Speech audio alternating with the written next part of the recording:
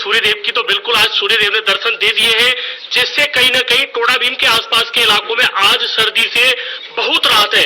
अगर हम बात करें तो आज सूर्यदेव प्रसन्न हो गए थे और सुबह ही उन्होंने अपने प्रकाश है वो चारों तरफ फैला दिया, जिससे कहीं ना कहीं आज टोडा भीम वासियों को सर्दी से बहुत राहत मिलेगी। वही दूसरी बात, बेजुबान पक्षी हैं वो सर्दी के सितम की वजह से चुपके हुए से बैठे थे, लेकिन आज देखा जा रहा है, मैं खुद देख पा रहा हूं कि जो विद्युत तार है उनके ऊपर पक्षी बाहर आ चुके हैं और बैठकर धूप सेक रहे हैं। तो कहीं ना कहीं आदमियों को ही नहीं, जनजीवन को ही नहीं, पशु पक्षी है जो बेजुबान पशु पक्षी है उनको भी धूप से आज फायदा मिला है, क्योंकि राजस्थान प्रदेश में लगातार जो कड़ाके की ठंड है निकिता उसने दस्तक दे रखी है। कहीं ना कहीं जो सर्दी का सितम है उसने आम जनजीवन अस्वस्थ कर रखा है, लेकिन आज टोडा भीम वासियों के लिए सर्दी से राहत है। उसका सबसे बड़ा कारण है कि सूर्यदेव आज बाहर आ चुके हैं, समय पर बाहर आ चुके हैं और जो अपना उन्होंने प्रकाश है वो पूर्णतः चारों तरफ फैला दिया है। और देखिए, पर्यटन की अगर हम बात करें तो धार्मिक नगरी मेहंदीपुर बालाजी आस्था धाम है, वहां सर्दी कड़ाके की सर्दी के बाद भी जो भक्त हैं उनका आना शुरू है।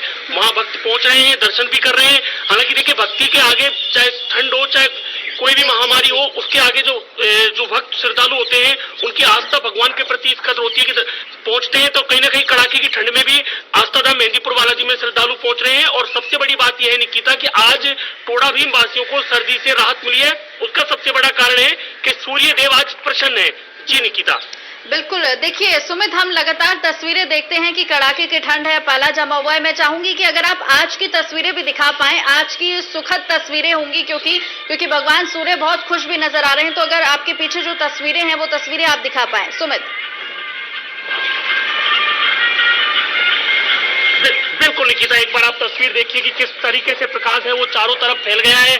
और जो मौसम है, देखिए आपको मेरा कैमरामैन साथी दिखाएंगे कि आज देखिए तस्वीर कितनी अच्छी है, सुंदर लग रही है।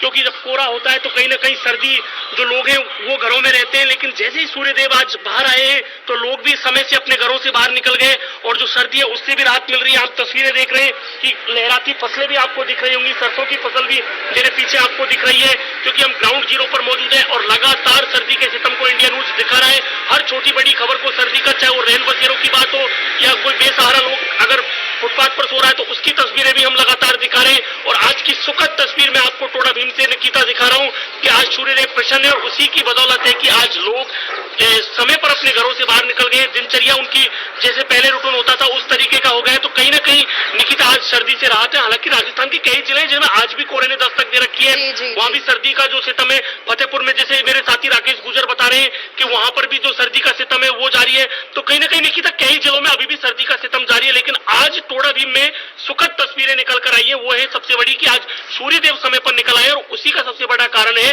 कि आज यहाँ लोगों को सर्दी से काफी राहत है।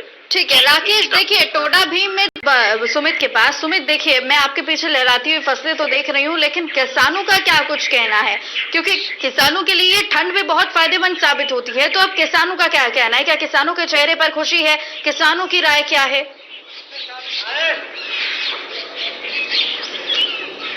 बिल्कुल बिल्कुल निकिता, देखिए अगर हम बात करें तो अधिक जब ठंड होती है तो कहीं ना कहीं किसानों को इस ठंड से फायदा होता है। उसका सबसे बड़ा कारण क्या होता है कि जैसे ठंड अधिक पड़ती है तो जो गेहूं की फसल है उससे काफी ज्यादा फायदा होता है, क्योंकि जो जैसे जैसे ठंड अधिक होती है तो गेहूं की फसल अपनी वृद्धि करना शुरू कर देती है और कहीं ना कहीं जो मावट हुई थी उससे भी गेहूं की फसल को वृद्धि। तो किसानों का यही कहना है कि अधिक सर्दी अगर पड़ती है तो फायदा रहेगा। वहीं दूसरी ओर अगर हम बात करें तो जो अगर पाला पड़ता है तो पाले से कहीं ना कहीं निकिता एक सबसे बड़ा नुकसान है कि सरसों की जो फसल है वो इन दिनों में तैयारी पर हो जाती है, यानी कि जो उसकी फली है वो आना शुरू हो जाती है, उसमें दाना हो जाता है। तो कहीं ना कहीं जब पाला पड़ता है तो दाना नष्ट होने की संभावना अधिक रहती है।